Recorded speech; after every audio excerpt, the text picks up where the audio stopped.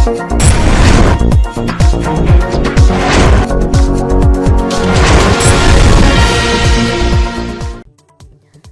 आप देख रहे हैं एनपीटीवी न्यूज परिक्रमा और मैं हूं आपके साथ मानवी ठाकुर। शुरुआत करते हैं आज की खास खबरों के साथ। कस्बा गागलहेड़ी में जिलाधिकारी मनीष बंसल के आदेशों की जमकर धज्जियां उड़ाई जा रही हैं। एक और जहां जिलाधिकारी ने साप्ताहिक बंदी के सख्त आदेश दिए हैं, वहीं गागलहेड़ी में उनके आदेशों का पालन नहीं हो रहा है। कस्बा गागलहेड़ी में शनिवार का दिन साप्ताहिक छुट्टी का रखा गया है, मगर कस्बे में शनिवार को भी दुकानें हर रोज की तरह खुली हुई हैं, जिससे जिलाधिकारी के आदेशों की अवहेलना हो रही है। प्रधानमंत्री नरेंद्र मोदी की स्वामित्व योजना के तहत नगड़ ब्लॉक सभागार में एक विशेष कार्यक्रम आयोजित किया गया। कार्यक्रम लाभार्थियों को घरौनी वितरित की गई।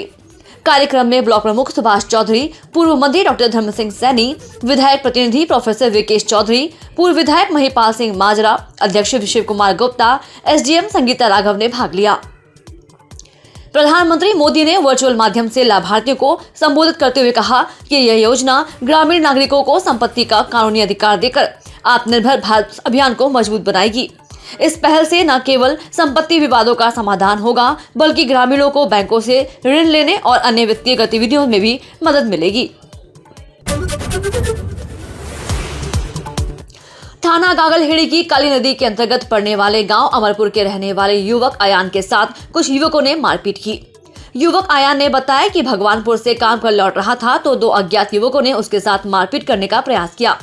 सूचना के बाद मौके पर पहुंची पुलिस ने घटना की जांच पड़ताल शुरू कर दी है। थाना गागलहेड़ी पुलिस ने एक वाहन चोर को चोरी की मोटरसाइकिल सहित पकड़ने में सफलता प्राप्त की है। थाना प्रभारी सुरेश कुमार ने बताया कि चेकिंग के दौरान एक वाहन चोर आशीष निवासी मिर्जापुर थाना सरसावा को एक चोरी की मोटरसाइकिल के साथ गिरफ्तार किया गया है। पकड़े गए आरोपी के खिलाफ कानूनी कार्रवाई करते हुए माननीय न्यायालय के समक्ष पेश किया जा रहा है। गंगोह के मोहल्ला कुरेशिया स्थित तालाब में डूबने से कुछ दिन पूर्व हुई मासूम की मौत के बाद नगर पालिका ने तालाब के चारों ओर पिलर लगाकर तार लगाने का कार्य शुरू कर दिया है। तालाब में भरा गंदा पानी निकालने का काम पंपिंग सेट लगाकर शुरू कर दिया गया है। तालाब की बाउंड्री को लेकर विपक्षी सभासदों के द्वारा नगर पालिका के खिलाफ आंदोलन भी किया गया था। कस्बा देवबंद की तलहेड़ी चुंगी के निकट बच्चों के शमशान की भूमि पर दो पक्षों का विवाद हो गया। कब्जा करने आए एक पक्ष ने दूसरे पक्ष के लोगों पर फायरिंग कर दी, जिसके चलते दूसरे पक्ष के दो लोग गोली लगने से घायल हो गए। गुस्साए लोगों ने दूसरे पक्ष की गाड़ियों में तोड़फोड़ कर हंगामा शुरू कर दिया। सूचना मिलते ही घटनास्थल पर पहुंची पुलिस ने घायलों को सरकारी अस्पताल में भर्ती कराया। घटना की जानकारी देते हुए एसपी देहात सागर जैन ने बताया कि खाली पड़ी जमीन पर दो पक्षों का विवाद हो गया। एक पक्ष ने दूसरे पक्ष के दो व्यक्तियों पर गोली चला दी। दोनों घायलों की स्थिति सामान्य बताई जा रही है। जो वाल्मीकि पक्ष है उनसे तहरीर प्राप्त कर मुकदमा दर्ज किया जा रहा है। चुंगी के पास एक जमीन है, रोड पर खाली पड़ी जमीन है। वहाँ पर एक पक्ष द्वारा काम लगाया जा रहा था, जिसमें कि दूसरे पक्ष के कुछ लोगों द्वारा वहाँ पर आपत्ति करी गई और दोनों के बीच में इसमें लड़ाई झगड़ा हुआ और मौके पर फायरिंग हुई है, जिसमें कि दो व्यक्तियों को कस्बा देवबंद के ब्लॉक सभागार में स्वामित्व योजना के तहत उप जिलाधिकारी के नेतृत्व में लोगों को कार्ड वितरित किए गए। स्वामित्व योजना के बारे में जानकारी देते हुए उप जिलाधिकारी दीपक कुमार ने बताया कि प्रधानमंत्री द्वारा पूरे देश में स्वामित्व कार्ड वितरण कार्यक्रम था। यह सभी तहसीलों और जनपद स्तरों में आयोजित हुआ है। उन्होंने बताया कि देवबंद तहसील के गाँव में अधिकतर घरौनी बढ़ चुकी है। जैसे कृषि भूमि के खतौनी अभी तक थी, इसी प्रकार आबादी में जो मकान अभी तक बने हैं उनके कबीले के रूप में यह घरौनी तैयार की है। इस घरौनी से मतलब जैसे कि कृषि भूमि की खतौनी अभी तक थी, इसी प्रकार आबादी में जो मकान बने हैं उनकी उनके एक अभिलेख के रूप में ये घरौनी तैयार की गई है और इससे बहुत फायदे हैं। इससे आदमी अब लोन दे सकता है, अपने कहीं कोई झगड़ा हो। जिला शिक्षा एवं प्रशिक्षण संस्थान पटनी चिलकाना में शिक्षा में शोध पदयता एवं प्रदत्त विश्लेषण पर 2 दिवसीय कार्यशाला का समापन कार्यशाला में भाग लेने वाले छात्र छात्राओं को प्रमाण पत्र देकर किया गया। कार्यशाला को संबोधित करते हुए प्रोफेसर DN सनसनवाल ने छात्र छात्राओं से अपने अनुभव साझा किए। उन्होंने शोध के दौरान किए जाने वाले SPS सॉफ्टवेयर व आंकड़ों के विश्लेषण के बारे में जानकारी दी। डाइट के उप शिक्षा निदेशक एस सिद्दीकी ने बताया कि जल्द ही डाइट स्तर पर भी शोध प्रकोष्ठ का गठन किया जाएगा। कार्यशाला में प्रवीण कुमार, डाइट के प्रवक्ता आरती, महेंद्र अधिकारी, सतपाल, संजय सिंह, पूजा सैनी, संदीप कंबोज, पंकज यादव, सागर चौहान, शगुफ्ता, यास्मीन मौजूद रहे। गंगोह के लखनौती निवासी मुनसाद ने गंगोह कोतवाली में तहरीर देते हुए देवबंद के सांपला निवासी फरमान पर विदेश भेजने के नाम पर ठगी करने का आरोप लगाया है। पीड़ित के पिता मुनसाद का आरोप है कि फरमान पहले सऊदी अरब रहकर आया था और उसने ही मेरे बेटे को विदेश भेजने के नाम पर रुपए हड़पे हैं। पीड़ित ने कोतवाली में तहरीर देकर कार्रवाई की गुहार लगाई है।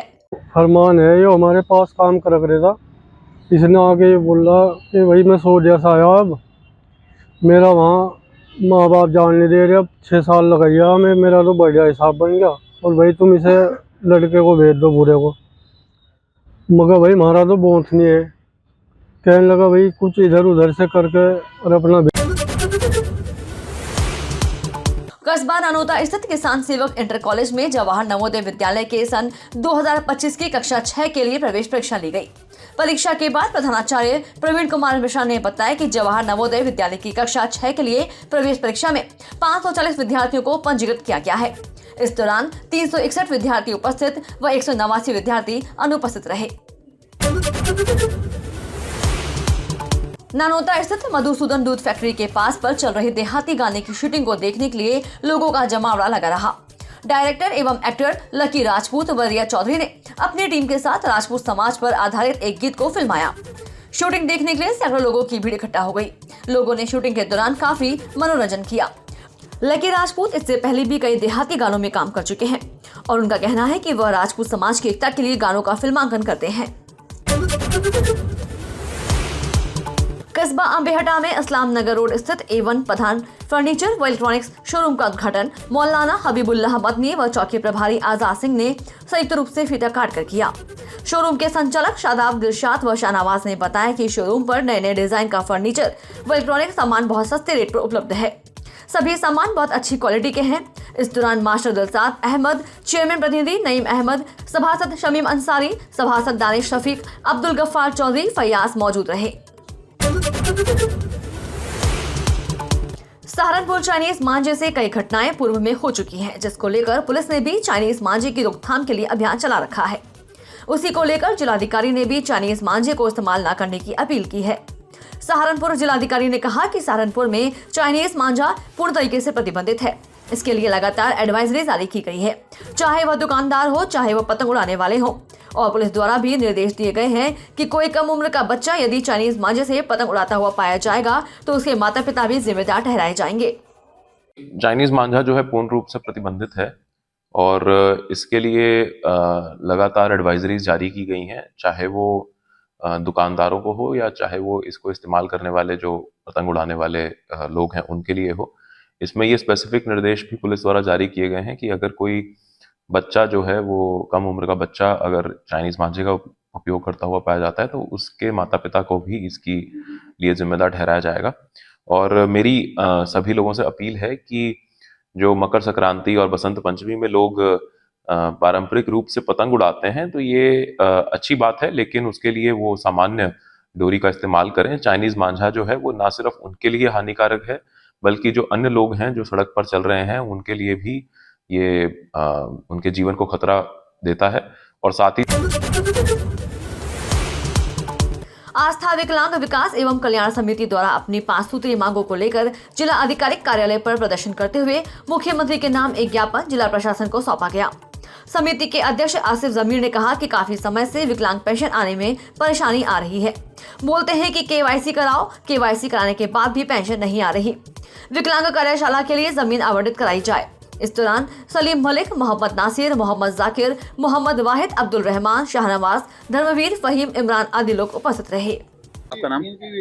मेरा नाम आसिफ जमीर है। आसिफ जमीर, अध्यक्ष हूँ आस्था विकलांग विकास एवं कल्याण समिति का। क्या मांग है?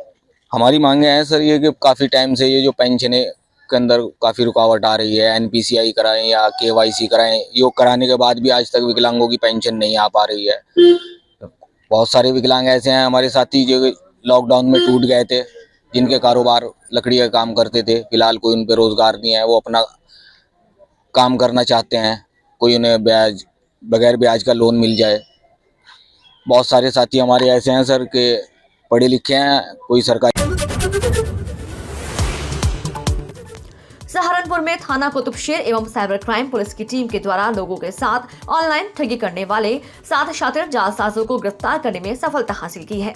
पुलिस ने इनके कब्जे से 2 laptop, 18 mobile, 13 ATM card, 19 SIM card, 3 passbook, 4 chequebook एवं 8,000 रुपए नगद बरामद किए हैं। अच्छा, और करेंगे इधर क्या खुलासा आज किया जा रहा है? कुतुबशेर और जो साइबर क्राइम टीम है, कितने अभियुक्त पकड़े गए हैं, क्या कुछ बरामद किए हुई? थाना कुतुबशेर और साइबर क्राइम टीम के द्वारा एक साइबर फ्रॉड का केस खोला गया, जिसमें कि हमारे पास टोटल 7 एक्यूज पकड़े गए हैं और उनके द्वारा ऑनलाइन फ्रॉड्स किए जा रहे थे, जिसमें कि बेटिंग एप्स के थ्रू पैसे अकाउंट्स में लाके और फिर आगे ट्रांसफर करने का कार्य किया जा रहा है। हमारे पास total 2 laptop, 18 mobile phone, 13 ATM card, 1 PAN card, 19 SIM card, 3 bank passbook, 4 chequebook, 5 cheque, 3 cheque अलग बैंक के और 7 कार्ड यू मंगल और टोटल 10 लाख रुपए की जो इन अकाउंट्स में पैसे थे उनको फ्रीज कराया गया है। सर, किस तरह धोखाधड़ी करते थे लोगों से, कैसे बहला फुसला के लोगों का पैसा जो है वो उड़ाते थे? ये लोगों के द्वारा लोगों को बहला फुसला के उनके अकाउंट्स को लेके और उसके थ्रू ऑनलाइन ठगी करते थे। सर, इसका मास्टरमाइंड कौन है और क्या इसमें बैंक भी संलिप्त है? क्योंकि बैंक में पैसा आना और इस तरीके से आगे फॉरवर्ड करना, कहाँ ये इस्तेमाल करते थे, किन लोगों के पास भेजते थे, कैसे ये ट्रांसफर? अभी हमने लेयर 1 पे काम किया है, अगली लेयर पे कार्रवाई प्रचलित है।